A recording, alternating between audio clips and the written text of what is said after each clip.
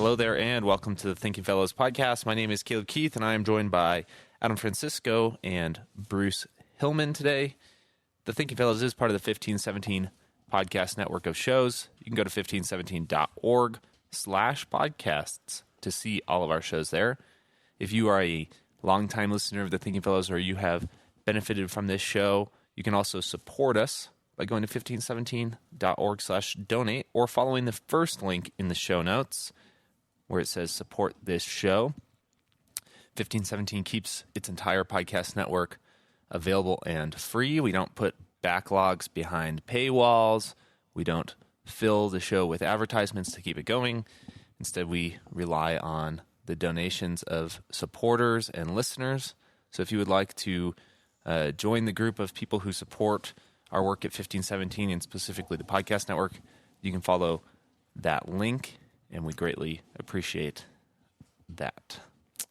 So last two episodes that we recorded, we are still sans my father. He's been gone. This has got to be his biggest vacation from the Thinking Fellow, so I hope he's enjoying the rest. But we did some faith and reason episodes.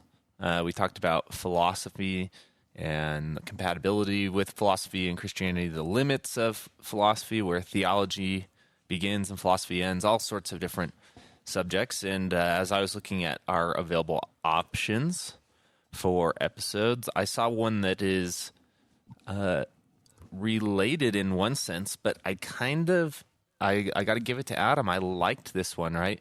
Because when we do these reason, or this episode would probably be more apologetics episodes, it's often by putting Christianity in the defense seat and then making a case, as they would say, or presenting some evidence. But in this case, Adam phrased this question in the offense seat. And the question today is atheism foolish?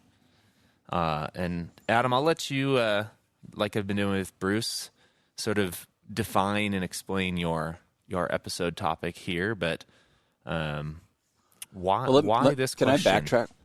Yeah. Let's backtrack a little bit to what you just said about how normally Christianity is put on the offense. It's as if the burden defense. Of proof.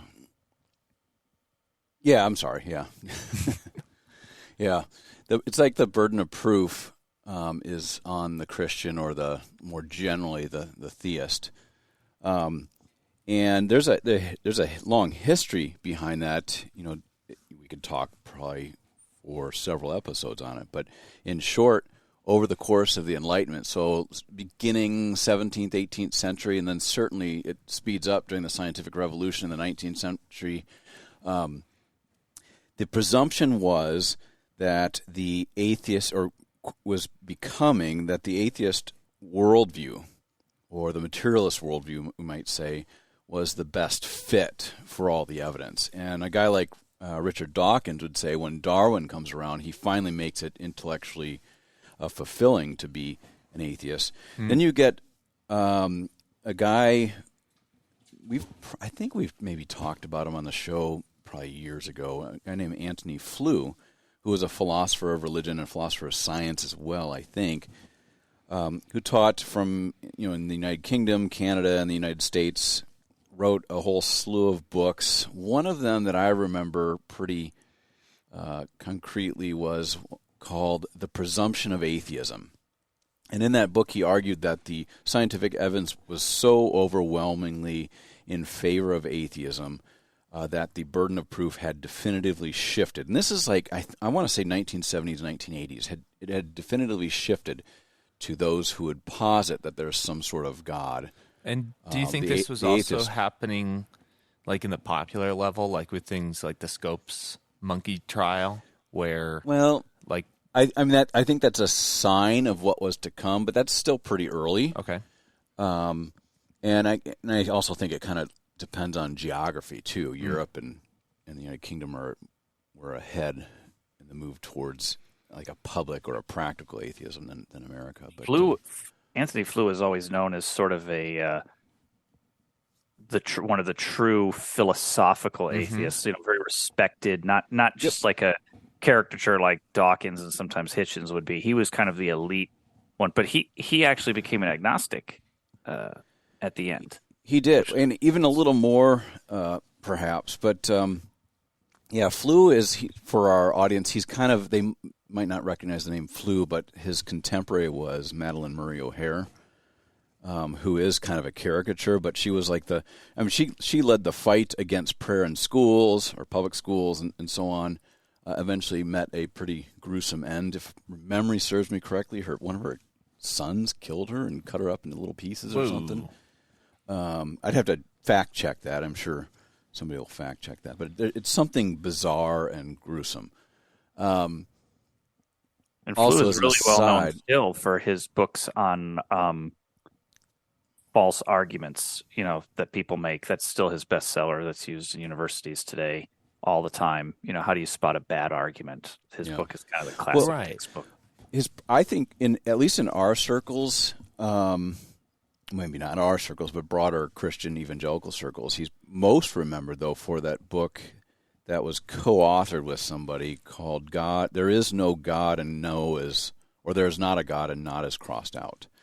And it was a kind of an intellectual biography of Antony Flew, arguing or talking about his life in the academy and how he had always put at the center of his thinking the principle that whatever the evidence suggested, he would go with that. And in the book, he argues the evidence now is so overwhelming, in particular from the evidence for design, that there's got to be some sort of creator designer behind things.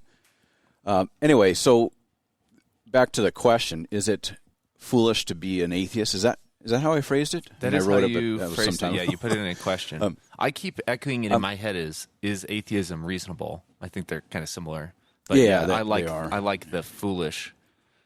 Being the sort of one of the resident apologists at 1517. I mean, this is the stuff I think about day in and day out when I'm picking up dog poo in the backyard, or I'm driving kids to and from school, or whatever it is these sorts of issues. And I tend to think we often forget, especially as we're caught up in culture wars over like wokeism and whatever else is out there, that we tend to forget that there's still a large portion of the culture that regards Christianity or just belief in God in general as a cleverly devised myth at best. So that's where the kind of the question comes from, just my own sort of work and thinking. And I always go, when I think about this question, I always go back to Psalm 19. Psalm 19, verse 1, the heavens declare the glory of God, and the sky above proclaims his handiwork. I'm sorry, I got the wrong psalm. Psalm 14, that the fool says in his heart there is no God. How'd you guys let me make that mistake earlier? I don't know, because I'm not looking at the Bible. Is that like a weird thing to confess, that like I don't have an open Bible during everything you fill out? Go to Romans 1 next time. You'll get that one for sure. So I always go back to Psalm 14:1. The fool says in his heart there is no God, and in my view, one of the things I've played with over the years is the opposite of that. Does that then mean that it's wise, or might we even say reasonable, to believe God exists? And I would posit, both philosophically and the evidence like Antony Flew suggested, and especially in light of some of the developments in the intelligent design movement, though that is not a particularly Christian movement, I think the evidence is much more weightier in favor in belief that God exists. In fact, Stephen Meyer's book, fairly new book, called The Return of the God Hypothesis, he kind of plays off of this old assumption that you could trace back to, say around 1800, when it was named Pierre-Simon Laplace was asked by Napoleon why he didn't mention anything about God in his book on the solar system. And he responded and says, I have no need for that hypothesis. I can do it by just using the method and the assumption of natural science. And Meyer, in his book, The Return of the God Hypothesis, says, actually science has discovered in his book, he says three major things. One is the discovery of the beginning of the universe, that the universe did pop into existence from nothing at a certain point in time, as backed up by the Big Bang Theory. And we're not necessarily saying the Big Bang Theory gets it, but that's what science typically says. But that there's a genesis. There's an origin. Yep. The second major thing he points out is that I guess it would be cosmologists, right? In looking at the universe and thinking about the Big Bang, and would suggest that it's been finely tuned for life. And then, if you look very closely, as biologists do at living species, the cell, every single cell has a genetic code in there that is so improbable that it's practically impossible for it just to arise spontaneously. Now, there's more than that, but for Meyer, he argues that not as a formal proof for God's existence in a philosophical or a deductive way, but as a sort of abductive approach to the question. All that evidence, the best way to account for it is certainly not atheism. It's not polytheism on the other end, but rather classic theism. So that's what's sort of the genesis of that. Of your maybe I have a slightly different view, or maybe I just need to make a distinction. So I'm tempted to want to say that atheism is rational, and that's its very strength and why it leads people astray. And so I would say the opposite of the fool who says in his heart is that one is wise. And there is a distinct difference in Scripture between wise and reason, although they are not opposed to each other. They're different categories of description. And I would say, do not be taken captive by deceptive philosophies, and do not fight over words and things like this. The reason why Paul gives that advice is because I think the arguments of atheism are actually very reasonable to people, and they make sense of the world, and they do so in a strictly logical way. I mean, premise follows different conclusions and things like that. So I don't want to caricature. I'm just afraid of caricaturing atheism. And I'm not saying you're doing this, Adam, but I just know people kind of like to cheerlead sometimes. Like, yeah, here we go. The thing of it, we have the better truth, and everyone else's truth is dumb. And of course, it's like even in the theistic system in Scripture, what you really need to believe though is revelation. You need that special revelation, right? Ultimately. So I'm trying to make a distinction where I don't want to sell atheism short and gut it of its sort of seductive power. But I agree that the evidence for atheism, I think, is when you really look at it compared to theism, it doesn't compare. Theistic arguments, philosophically and evidentially, I think, are far better. No, yeah, I always get a kick out of what I was thinking about over the weekend is I was listening to, I won't name him because I don't want him being alerted and listening to us because we haven't dealt with him in detail, so we'd have to do that before he's directed to the emails. But there's a particular philosopher who's quite popular now who's doing a lot of good work in the addressing this sort of this ideological takeover of universities. But he also has, and so I'm kind of drawn to some of the things he says about universities and just for public life in general and the problem of wokeism and all that. But he also has this intellectual background where he's written a ton of anti-theistic books, like real serious philosophical, atheistic type of works. And he used this phrase in one of these interviews I heard him in over the weekend. He talked about the problem of evil, and he's talking about the philosophical problem of evil and how that's for him, one of the main reasons he just can't believe God exists. Because if evil exists, how can there be an all-loving and all-powerful God? That just doesn't square. We're no longer in evidence, though, then, right? We are. Well, I know, but then I'm like, wait a minute. The atheist has a problem of evil, too, because how can an atheist speak of evil? Yes. On what objective grounds can we call something and now evil notice apart from, we just this dislike isn't it? an argument about the evidence for God in the universe. This is now a philosophical problem that theists Sure. have, right? With if their proposition is that God is good, and that atheists have if they're trying to make any moral claims. And I agree with you, Adam. If they're trying to make any moral claims about good and evil, apart from a God, they have an issue. Now, I don't want to be a pedant, but I would say that we shouldn't discount experience as a type of evidence. For a lot of people, that's a very important type of evidence. So the experience of evil in the world needs to be answered. And to Adam's point, the atheist does have a problem, and it is a form of evidence because the atheist, Douglas Wilson, once in a debate with Christopher Hitchens, he said they were debating this issue. And Douglas Wilson just kept saying over and over again to Hitchens, and it was one of the few times Hitchens just shut up. He said, Christopher, the universe doesn't care. Mm-hmm. The universe doesn't care. You're talking about all these morals and Socrates and the Greek ethic and, everything from Confucius to it. The universe doesn't care. And that is a real problem. The universe doesn't care. It'll extinct the dinosaurs. It doesn't care about sex. It doesn't care about, stealing from your neighbor. It just doesn't care. It doesn't care about global climate change. It doesn't care about social justice. It doesn't care about inequality. It doesn't care about wealth or poverty.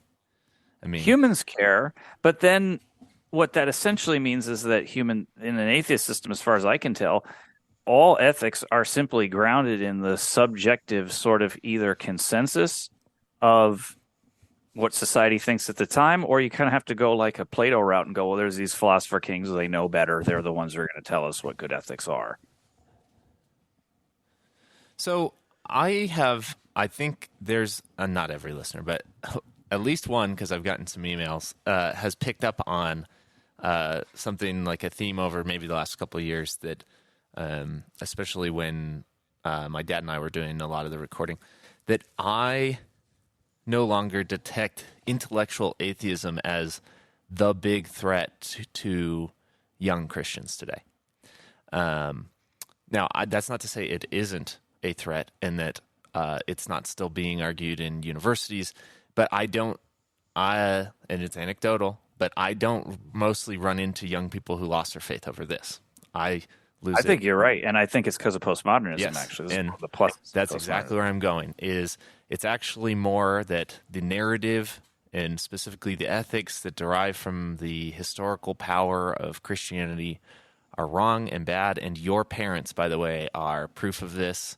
And that is the bigger threat. Now, I think that is evidence, in quotes, of Adam's sort of suggestion here that atheism is foolish, right? I think that is because of the accepted part of what brought in during modernism this wave of atheism and intellectual atheism sort of, in some cases, winning in a lot of places like universities, was that the apparent evidence, sort of the general evidence, and in the cultural mind, was that is the default and religion is a construct.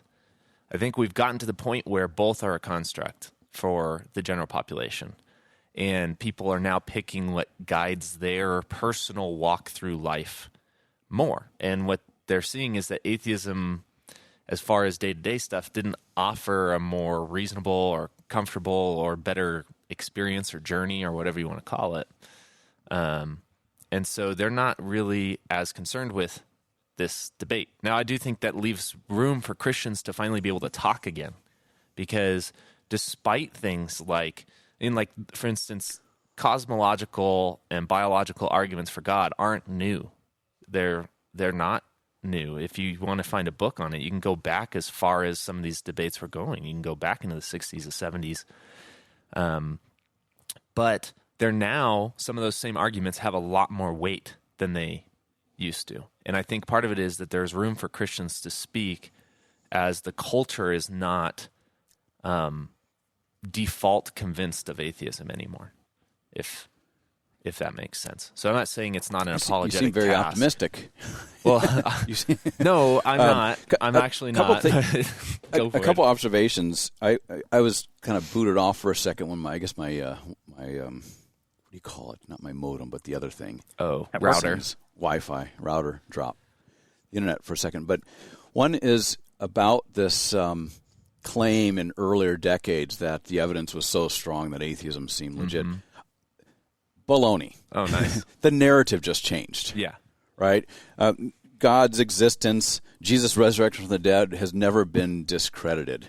But the narrative did change. And I think it was maybe last episode, 2 episodes ago, especially, Caleb, you were talking about narrative theology. I think you called it when you were reflecting on your work at, was it Nottingham? University of Nottingham?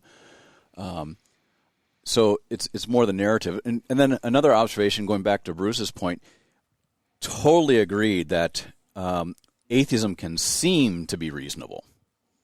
And it certainly has this sort of emotional persuasive power, as do a lot of things. Is it because in of some like a circles, type maybe, of stoicism where it's detached from sort of the No, emotional history of the world I mean- and the fighting for religion and philosophy? I don't know, but I think there still is this kind of assumption that a real scientific person is going to be an atheist or agnostic, strongly agnostic, like a hard agnostic. But I also think that atheism, if you're looking for a way out of being accountable to anything, what better way out? That's not to suggest that atheists are immoral or anything like that. It's just that it does help. It's a worldview that will make sense of maybe what we want in this world, or it's a worldview that is satisfying in a world or corners of our world where science is sort of still the reigning ideology, or scientism is the reigning ideology. And do you think? I mean, do you agree or disagree with me? I'm curious about sort of maybe you were gone during my little rant, but that the narrative has shifted again, where. So, like, I think for a while, you're right. Like, where the narrative was, can you imagine, say, a powerful, rich tech person being able to say something like, there's something that probably created the universe even 30 years ago? They were all hardline sort of atheist, optimists. Tech bro? Did you bro. call them tech bros? Yeah, like Elon. I like it. Elon, has been asked this question: do you think there's a God?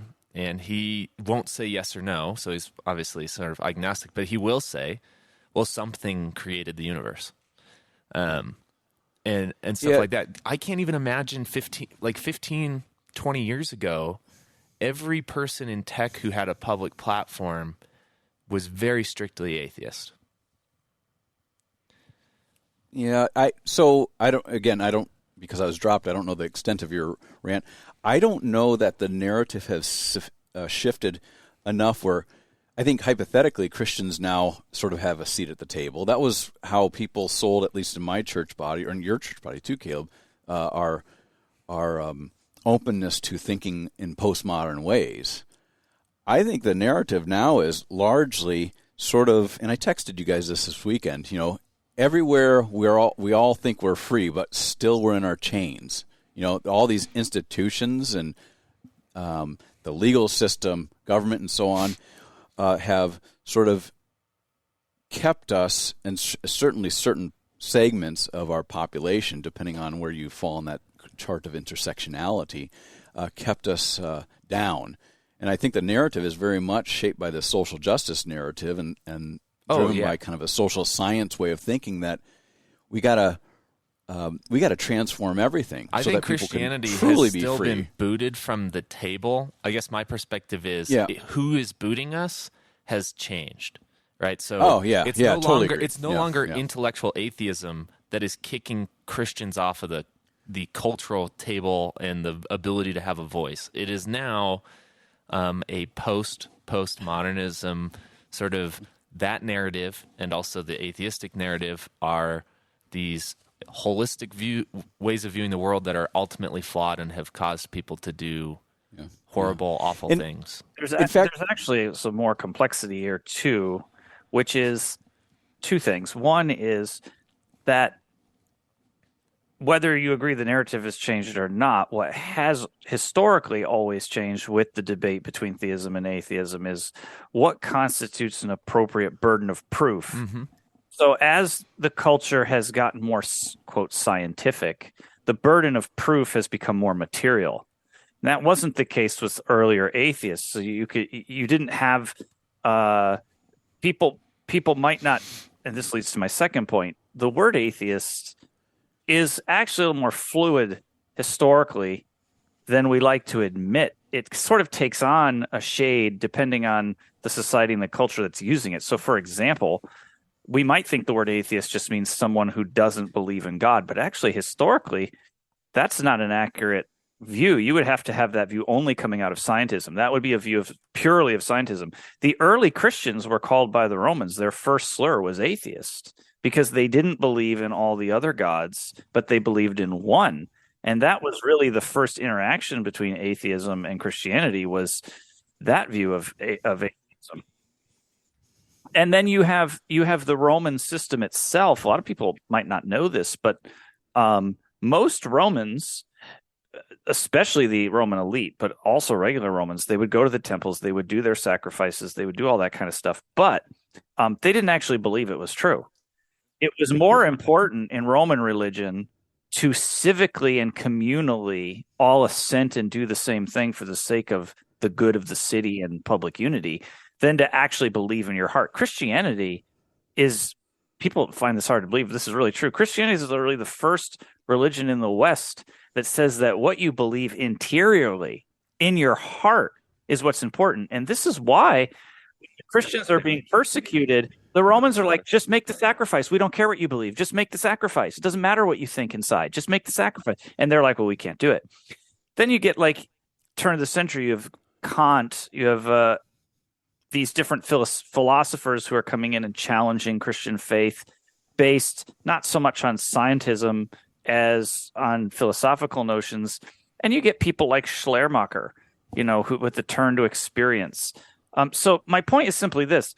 The term atheism is always shaded by the view of the burden of proof that is being exercised in a culture at a given time. It doesn't necessarily just mean someone who doesn't believe in God. I think it more accurately reflects someone who is against a theistic worldview in some way. So an agnostic goes, I don't know, but an atheist is actually, they're against it. And they have but to what extent they're against it changes with time. Like I said, the Christians were atheists to the Romans. Yeah, and it's combative. It's naturally then combative. So Christianity is combative to the Roman religion, and now materialist atheism is combative to Christianity because its worldview demands a difference on almost every point of living and viewing the world, rather than just like something small. And the agnostic, I guess, and you can correct me if I'm not following, Bruce, the difference between the agnostic or the indifferent is that they don't functionally seem to need or to fight for a wholly different worldview than the one that surrounds them culturally or politically, but sort of just want everybody to get along. I mean, an agnostic might be very much like, yeah, I don't believe in God. So I think a good version of this might be Penn Jillette. Yeah. Now he'll say he's an atheist, and he'll say I know there is no God. Like he'll say that, but the way he debates and the way he argues is incredibly generous. And he functions more like what I would call an agnostic, someone who, if you push him into a corner, will actually say, well, I can't prove that there is no God. I just have full confidence there isn't. That's actually more, I think, an agnostic than an atheist. Because the atheist thinks they can prove it. They actually think it's like you're an idiot for believing in God. Yeah, I mean, even a guy like Richard Dawkins will say there almost certainly is no God. They leave room because they have to be open to falsification in some way. They leave some room just to maintain an air of intellectual credibility, I guess.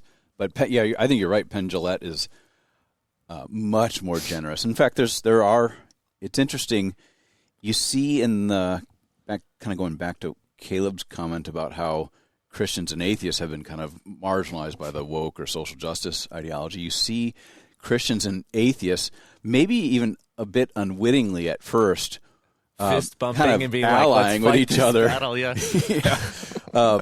It comes out. So New Discourses, if you know the name James Lindsay, he's I guess he tweets. I don't have Twitter, but I see like people send me memes and things. He'll go hard after social justice ideology, but then lately, and all these Christians will use James Lindsay, but then lately he's been kind of poking Christians. Well, I think the hard well, materialists believe in black and white on a lot of issues, right? Yeah. And they believe in black and white because of scientific materialism, and Christians believe in black and white because of revelation, and sometimes those things cross over, as the book of Romans would suggest, with the law in nature and in your heart. In those instances, though, can any of you think of a case, because I can't, where those kind of atheists that you can fist bump with, like Lindsay and others on certain issues, aren't in the liberal tradition and democratic? I mean, liberal. Yeah, I mean, they're like, awfully... Like, you don't see Slavoj Žižek and Marxists who are usually on the same page with this kind of stuff. So I think their agreement has less to do with materialism and more to do with an ideology of the West, like classical philosophical liberalism. Yeah, not liberalism left leaning, but liberalism is in like not Marxist. Well, don't you in part wouldn't that be that's a generous definition? It's just not Marxist. Yeah. Well, the classical liberals believe that there's a lot of information in nature, right? So maybe classical liberalism deals more with politics and ethics, but where does the information come from?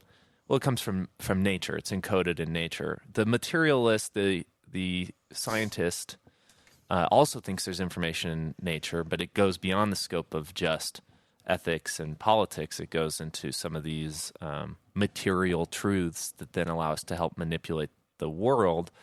But then the question is, if you're going to manipulate the world with material truths and things like that with science, what's your guiding principle? And I guess they would also look in nature for that guiding principle, right? Well, here's the difference, I guess I'm trying to parse out a little bit. So if you go to Asian cosmology, particularly like Chinese cosmology, this is the most natural system I think there is.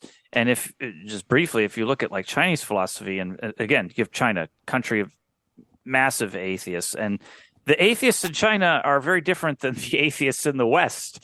And it's not just that morality partially comes from that difference in morality partially comes from, of course, the philosophical histories of each, but also the way that nature is interpreted. So in Chinese philosophy, it's very much like there are these different elements. There's this book called the I Ching, and it's called the Book of Changes is how it's translated. And it's basically a fortune-telling book. You can go into it, but it's based on the elements of the earth, wood, fire, water, air, and all this other stuff. And if you were to sum up Chinese philosophy in this sense, it'd be extremely natural. Things transform. Well, I'll use that word. They change in the world based on their interaction with differing natural elements. So all change is the result of these differing natural elements. And then there's yin and yang and all this kind of stuff. So you look at those atheist systems and they're like, well, why do we need human rights?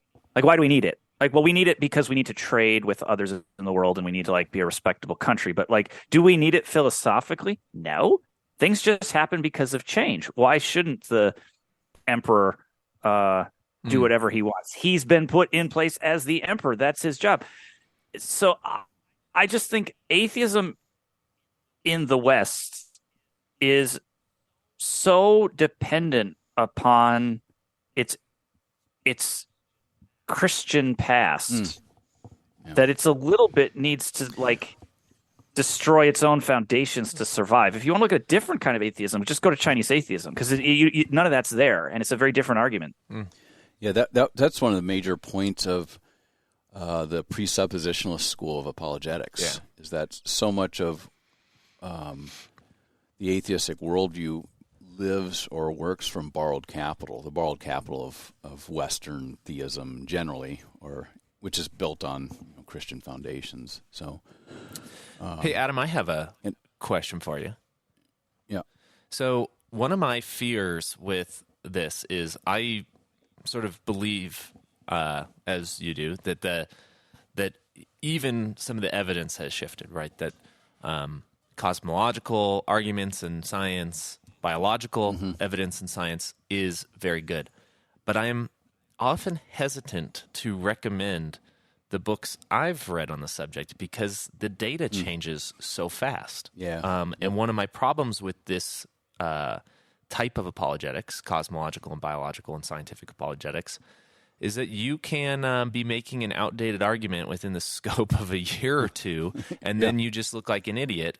And so if you're going to engage in it, you always have to be up to date, which is interesting. But do you have any current recommendations that make somebody not look like a fool if they're using examples from? Yeah, but let me give a little bit of a prologue to this. Arguments for God's existence aren't necessarily Christian apologetics. Oh, good. Nice. It's part of the repertoire of tools of the apologist to be able to argue for God's existence, but that's not where Christians don't necessarily. Our defense of the faith probably is best done by getting as quickly to the cross and empty tomb of Jesus as quickly as possible. And then if you have to do some sort of theistic argument, go for it. But let's not pretend that a theistic proof, if you will, I'm using air quotes, is going Christian. to prove the Christian God. Right. It proves the Jewish God. It can even prove the Islamic God. In fact, one of the major philosophical arguments, the Kalam cosmological argument, which is, I think, impenetrable, derives from medieval Islamic philosophy. But in terms of a book, I think the stuff that comes out of the Discovery Institute, in particular Stephen Meyer, spelled Meyer, The Return of the God Hypothesis, and he's got earlier books that aren't really arguments for God's existence, but it's great stuff. John Lennox, the mathematician from the University of Oxford, anything he does is well worth reading. He looks at things like information in the cell and the mathematical probability of that arising from nothing, which is so the probability of information, the information we have in our DNA arising from nothing is so great that it's greater than the number of molecules, the estimated number of molecules in the universe. Yeah, it's profound. And I think some of our advancements in computer technology have made the look at DNA very interesting because we understand that language and meaning have to be coded into even computers in order to get them to process things. And when we look at DNA, we see very similar language and meaning. That's the analogy. Is just like you have a coder behind software. There's got to be a coder behind genetic code, or by analogy there is. Again, these are not deductive arguments. They're not arguments such that if the conclusion follows the premises and if the premises are true, then it's necessarily true. They're more abductive arguments. They also don't forgive reasoning sins. The best. They're reasoning from the best explanation. Yeah, and like C.S. Lewis says in Mere Christianity, after he's shown through that moral argument that there's good reason to believe that there's a moral lawgiver, he says, we've still not gotten any closer to Christianity. However, when the question arises, what are you going to do when you realize, or how are you going to handle it when you realize that you've disobeyed the moral lawgiver? That's when Christianity finally begins to speak in very particular ways. I think there's a warning too, like in Ecclesiastes, that there's no end to weariness and asking questions, and you can always answer a question by and answer it very well, but then just have almost given the material to now let them have 10 new questions that they didn't have before.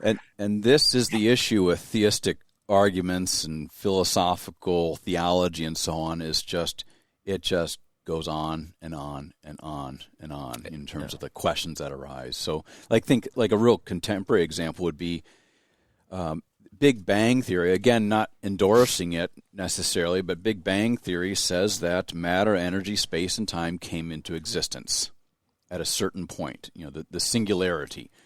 So you've got, the theistic, a person like William Lane Craig or Stephen Meyer would say, how do you explain that, how it came from nothing? There has to be some sort of cause behind that or alongside of it or what have you.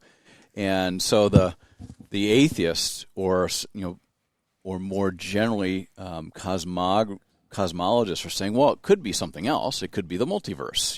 There all these what ifs or possibilities are in fact endless. Mm-hmm. So, but Bruce said not long ago, but maybe 30 minutes ago, what we really need when it comes to God's existence and God's existence being meaningful in any sense of the term is revelation. And I think you maybe even said special revelation, and I know what you mean, and I agree, but I think we should clarify it. What we're not talking about is like some immediate direct revelation from God. That would be awesome, but how are you going to know if that's God or maybe just an upset stomach from last night's bad pizza or something demon, like that? An alien. We need even a guy like Anthony Flew in that book, There Is Not a God with Not crossed out. There's an appendix at the end, and I think it's the second appendice, where he argues that, or he makes the point that, if God exists, so what? He goes, what would really matter is if we could know very particular things about God. And then he says something to the effect that if there isn't a religion out there that makes a pretty strong evidential case that God has revealed himself in time and place, it would be Christianity in its argument for the resurrection and, by extension, the incarnation of Jesus. That is, that if Jesus rose from the dead, we've got to believe him, and he tells us that he is the very Son of God. So that, in my view, I don't think that an atheist who has this sort of like philosophical lens that can't make sense of an empty tomb, I don't think an argument for the resurrection or from the resurrection is going to really make a whole lot of sense for an atheist. But coupled with like the line of reasoning you find in Stephen Meyer's book, I think it's pretty powerful. In fact, it's not going to be convincing to everybody, but there are examples of folks who have left atheism and embraced Christianity from that type of reasoning. Not a whole lot, and it's also that we know of, but it's still interesting for me to go. It's kind of brutal to want to be happy or thankful for somebody being convinced of a general theism. And I won't say names, but during some lectures I was attending on apologetics, had somebody basically say that when I said, well, you didn't get them any closer to Christ. Should be thankful that that you can convince somebody of theism, because now their worldview will begin to change, and their ethics might have grounding, or their behavior might have, and there's a type of Christianity that can be very thankful for just the moral improvement that would come along with theism, because the moral move is really what gets you close to Christianity. And the problem I have with this is I said this Elon Musk quote earlier, but I've also people can tell I watch interviews with Musk, but he'll also say that in general he agrees with the tenets of Christianity. Now, what does that mean? That means probably the moral teachings, probably that you should forgive people, that you shouldn't murder and steal and all this other stuff, right? But what it doesn't mean, I think, if you don't say it, is that he believes that the death and resurrection of Christ happened, or maybe even if he does, that they happened for the forgiveness of his sins, in particular. And so I'm not particularly thrilled as a Christian to have somebody be more morally aligned with me. Now, as a resident of the United States and in my political life, I'm definitely happy to have people more morally aligned with me. My neighbors be more morally aligned with me, but I'm not celebrating for the kingdom of God at that point. It's not a sheep who has been returned to the flock. It's somebody who's now easier to live next door to, And those are different things. And if we can't distinguish that in the realm of apologetics, and thus apologetics actually going to the evangelical act of handing Christ over, then it isn't very Christian, as you were saying, Adam. It's something else. It's maybe political, maybe it's ethical, but it's not particularly Christian if the central thing in Christianity isn't just generic belief in God and adherence to the moral law, which it's not. I think as you think back to Scripture, it's important to just for like sometimes I think we seed because we live in the world. Of course, we're in and not of. We are influenced by the world in ways that we hardly can tell sometimes unless we stop and are kind of thrown out of the water a little bit of the culture. We sometimes cede too much territory. The only way a person gets saved, I mean, this is a theological answer now, but the only way a person gets saved is by the power of God.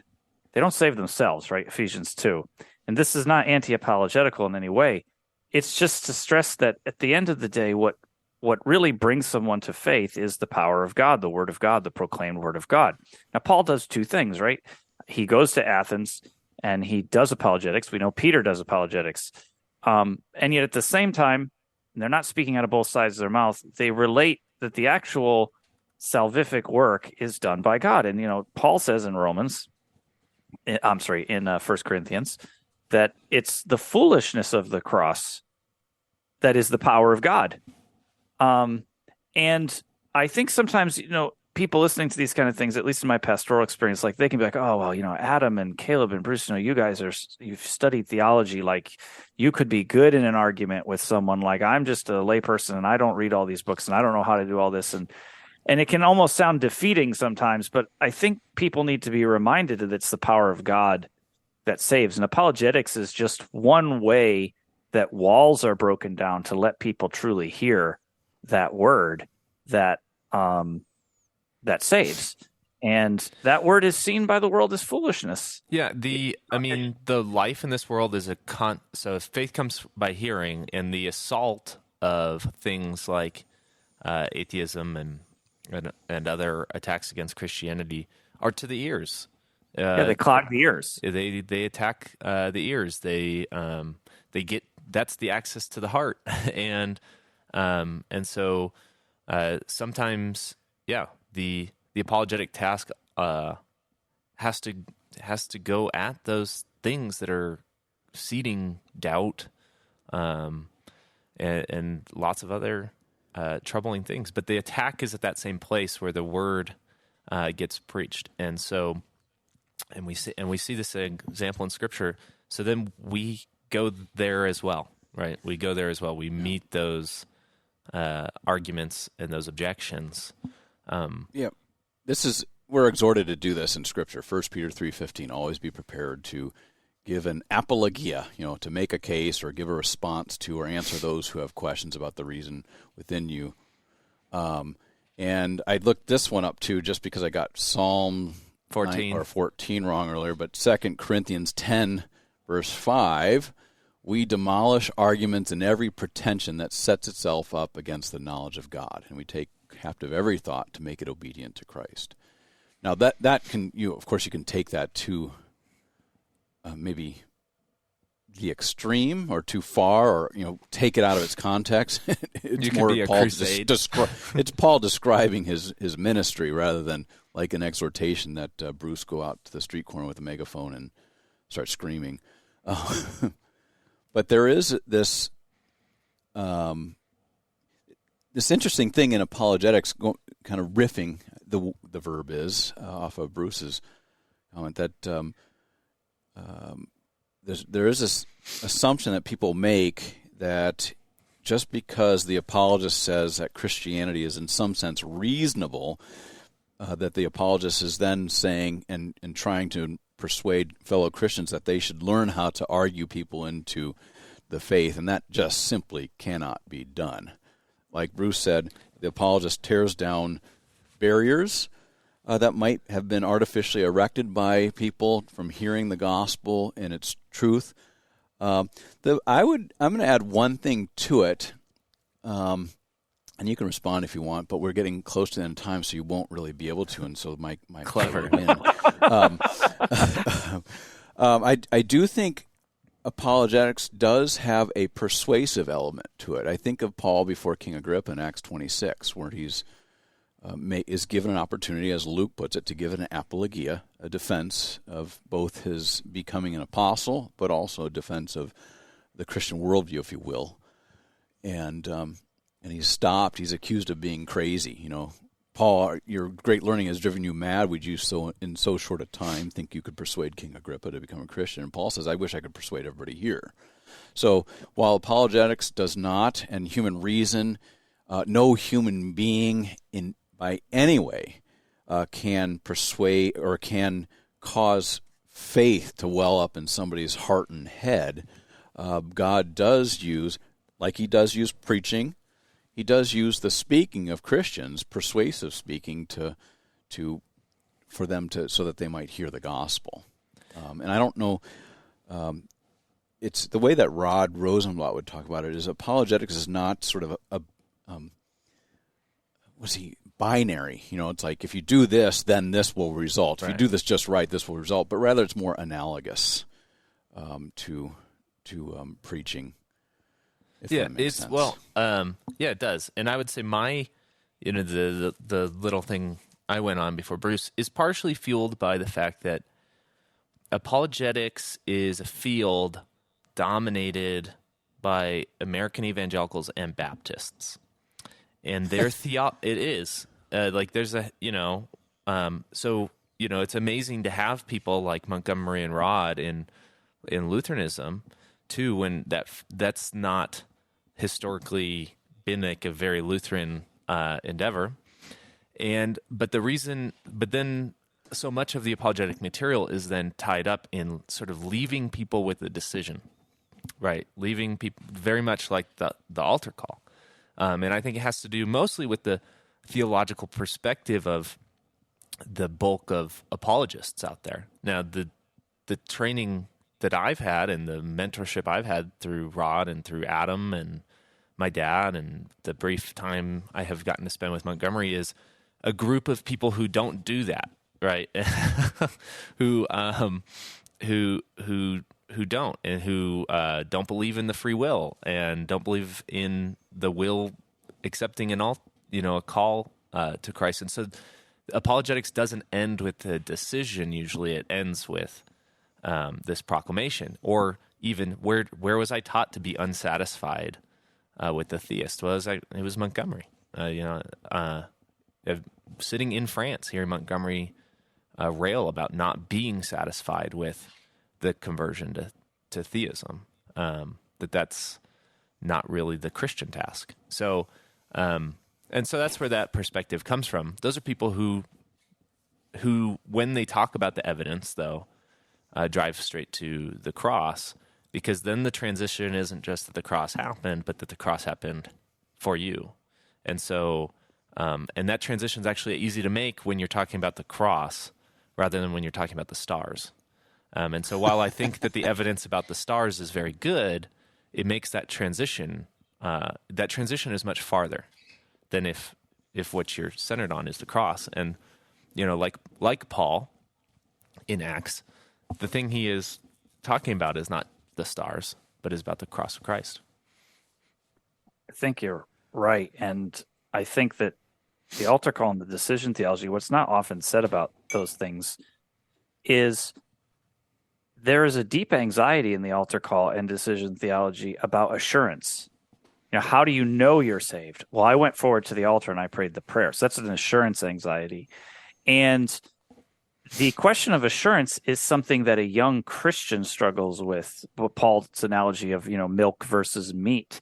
So it's putting the cart before the horse, because what it's saying is I want the person who's not a Christian yet to be worried about their assurance. Well, why are they worried about their assurance? They don't believe. So it's taking a immature, I'll use Paul's language, immature Christian anxiety of not having assurance, and it's placing it on an atheist and say, well, I need them to come forward on the altar. I need them to just so that they could have assurance that they're saved, and So it's this assurance thing that's driving it.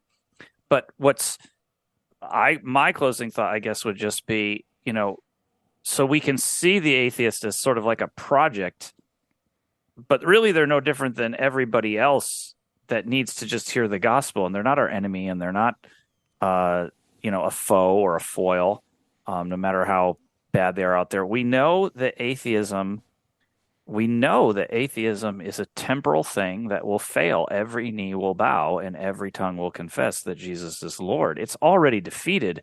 So that should make us patient and compassionate, not haughty, not arrogant, as you see with Paul and Peter, and they interact with the authorities.